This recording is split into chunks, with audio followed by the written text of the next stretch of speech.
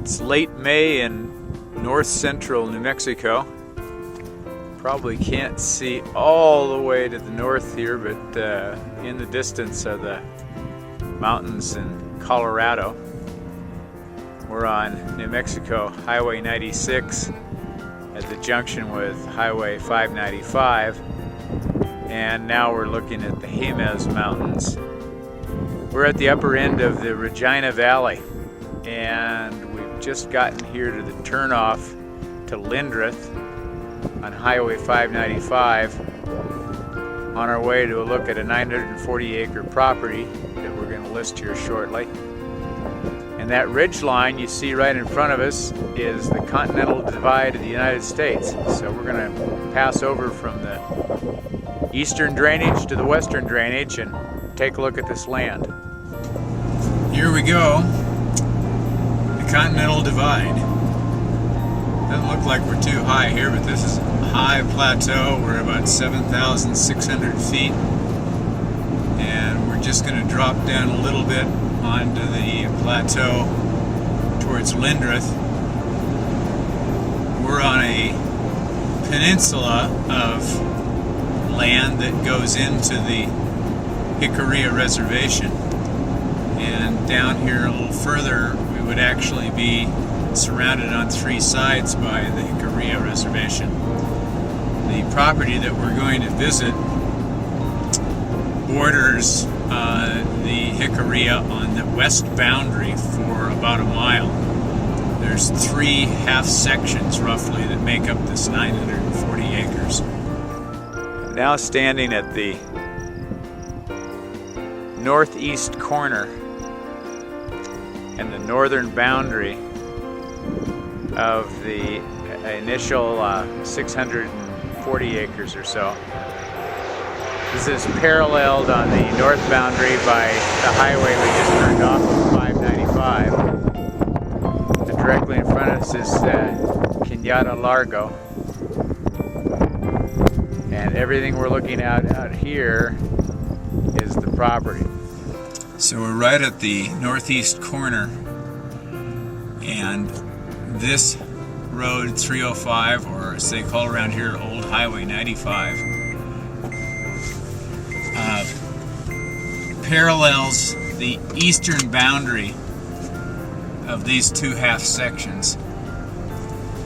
Probably 2/3 of the way down to the bottom, looking back up towards the turnoff, back around land.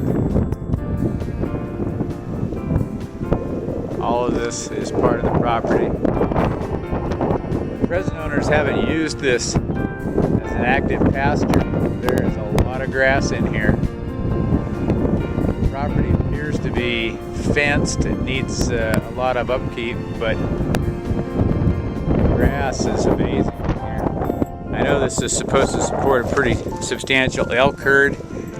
They have been getting 6 elk permits a year, 1 or 2 bulls, 2 or 3 cows, and the others either sex bow.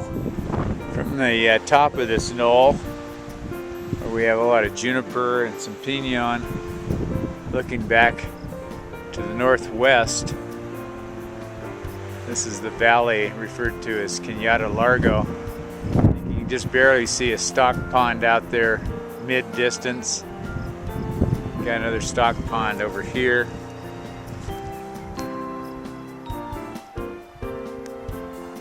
Back up now, we're looking to the southwest, and we're coming down on one of these 2 stock ponds that are right in this area.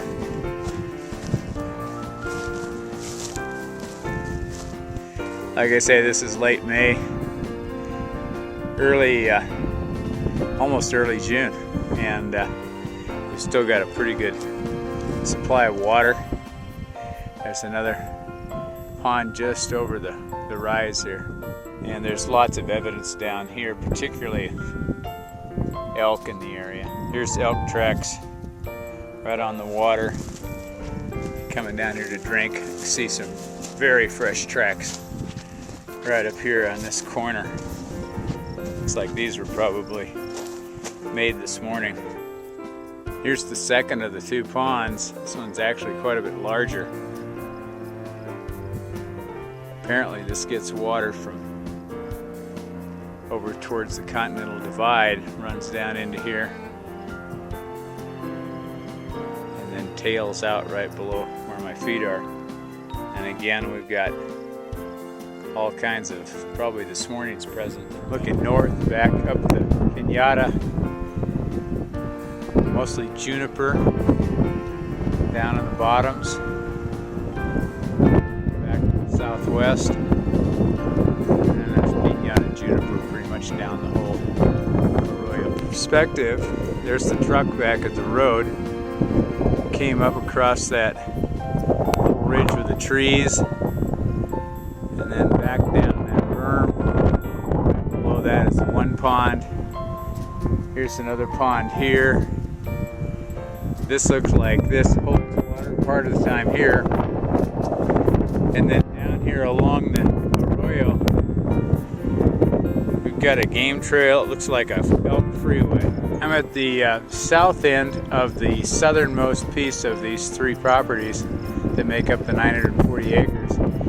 Looking down the south boundary, as you can see, this property, probably half of this 328 so acres is pretty heavily forested, primarily pinon. Now this property has access to community water. There's telephone here on the highway. There's power. So it's eminently accessible. Now we're down at the southern end of the 640 acres approximately, and right across the road is the north boundary of the southern 320 roughly acres. The lower section here runs north and south.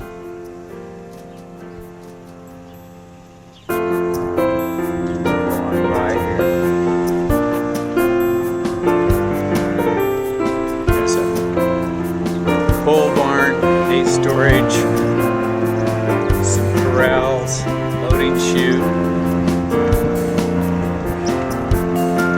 There's a caretaker that lives on the property. This is an old house, 3-bedroom. Nobody's living there at this point in time, but it certainly could be habitable.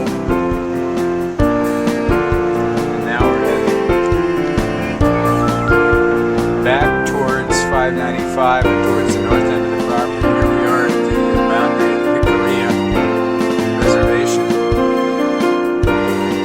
And if we look here to the south, that's going to be our western fence line for the upper two half sections. Here's a north entrance gate off of the northern boundary that parallels 595. And a reasonably improved road that goes into the property. See the power running across here also. Looking back southeast, the Jemez in the distance, all the way back around and down towards the southwest corner. This about finishes our tour. We're headed back east on 595, paralleling the northern boundary of the property. For more information, give us a holler. This property's got a lot of potential for hunting. Certainly a lot of grazing potential. With the frontage and the utilities that are available, there's got to be some future development here while you have a wonderful piece of land to sit on as an investment and use for your recreational purposes.